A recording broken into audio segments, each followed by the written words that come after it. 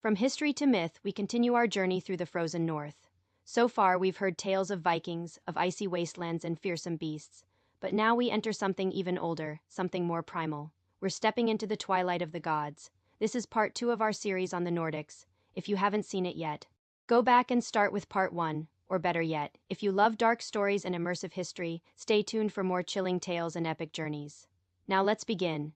We begin with a question. What do you think of when you hear the word magic? For many of us, maybe it's wands, spells, and faraway lands. But for the Nordics, magic was everywhere.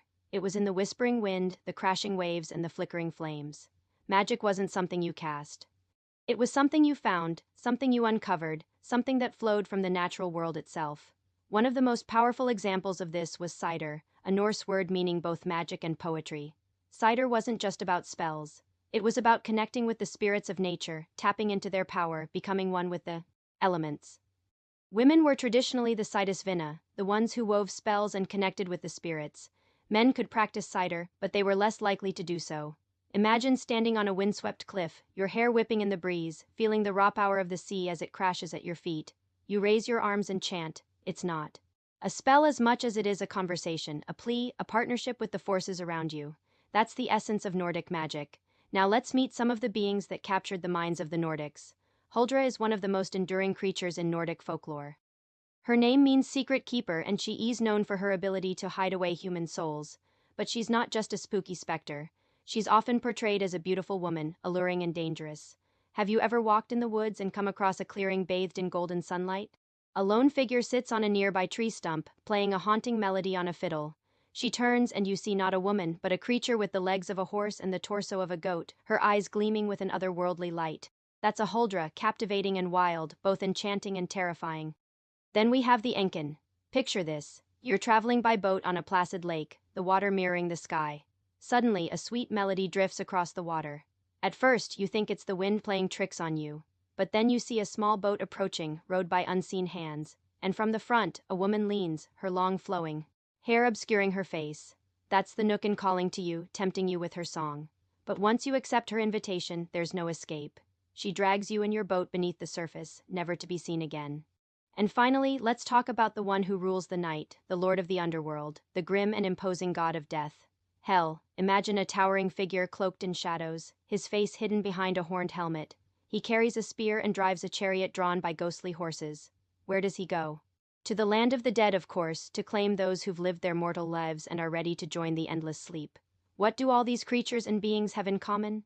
They were never just scary figures to scare children with. The Nordics, you see, didn't shy away from the darker aspects of existence. Death, decay, and the supernatural weren't things to be feared. They were simply part of life.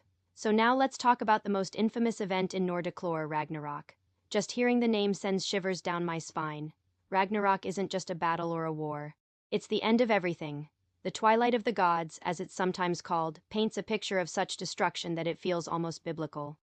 Picture this. The sky splits open, unleashing 3 giant serpents that encircle the earth, spewing venom that poisons the seas and land. The sun grows dim, casting an eerie twilight over the world. From the depths of hell, the rotting serpent Jörmungandr rises. Remember him? The one we talked about earlier, the one that circled the whole world? Well, his time has come. With each of his steps, the earth trembles. Trees are uprooted and mountains crumble. He's not just a monster, he's a harbinger of doom. Next, we have Fenrir, the giant wolf, the son of Loki. Remember the trickster god? Well, his legacy is coming back to bite everyone in the rear. Fenrir lets out a deafening howl that shakes the heavens and earth. The stars fall from the sky, leaving the world in darkness. And finally, there's Surtur, the fire giant. Imagine a colossal figure, his skin like molten gold, his eyes burning red hot, wielding a flaming sword that casts grotesque shadows everywhere. With a roar that drowns out all other sounds, Surtur charges forward, ready to engulf the world in flames. But wait, there's more. From the recesses of the underworld, the dead rise. Giants awaken from their ancient slumbers. Wolves and serpents emerge from their hiding places. Everything that can cause destruction, pain, and chaos is stirred from its slumber and unleashed upon the world. But who wins this epic showdown? No one, really. Ragnarök isn't about victors and vanquished. It's about the end of all things. The gods and giants, mortals and monsters, all perish together in a final cataclysmic battle. And then silence. And then, from the ashes, a new beginning. Let me ask you a question. What do you think the Nordics were trying to say with a story like Ragnarök? Was it just a tale of doom and gloom, or was there a deeper message hidden within the metaphors? Well, here's what I think. To the Nordics, life was tough. They lived in a world where winter was unforgiving, resources were scarce, and dangers lurked around every corner. But even in the face of all this, they didn't just give up. They fought, they adapted, and they survived. And when they looked up at the stars, they saw a reflection of their own struggles. They saw the balance of nature, the cycles of life and death, and the inevitability of change.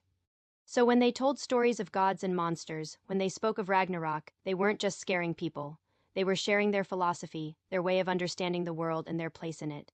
But wait, there's more.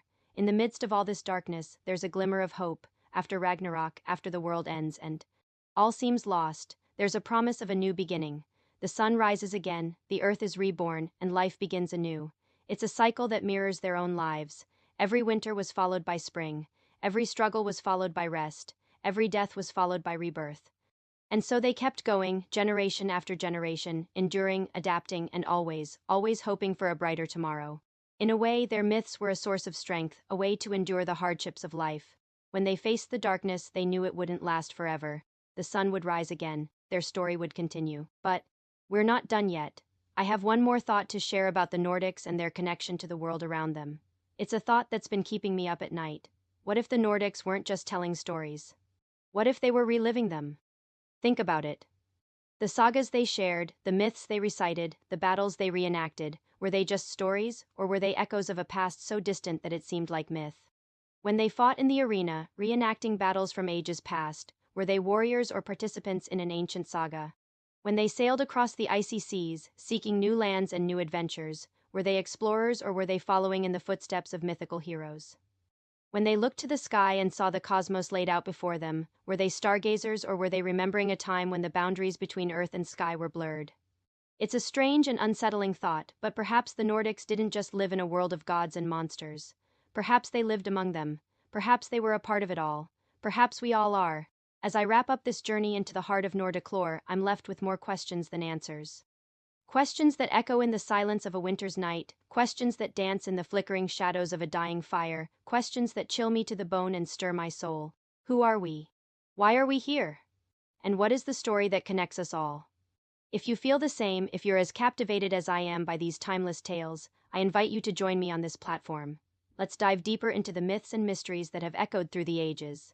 Let's unravel the threads of history and explore the realms where reality blurs and magic whispers. Together, we'll navigate the shadowy paths of the past and uncover the secrets that lie dormant in the echoes of forgotten voices. Join me if you dare, if you seek the answers that lie hidden in the shadows. Because in the tapestry of time, our stories are woven together, and perhaps in the depths of these ancient tales we'll find ourselves reflected in the starlight. And if you want to support us, you can check out our support page. Thank you for watching.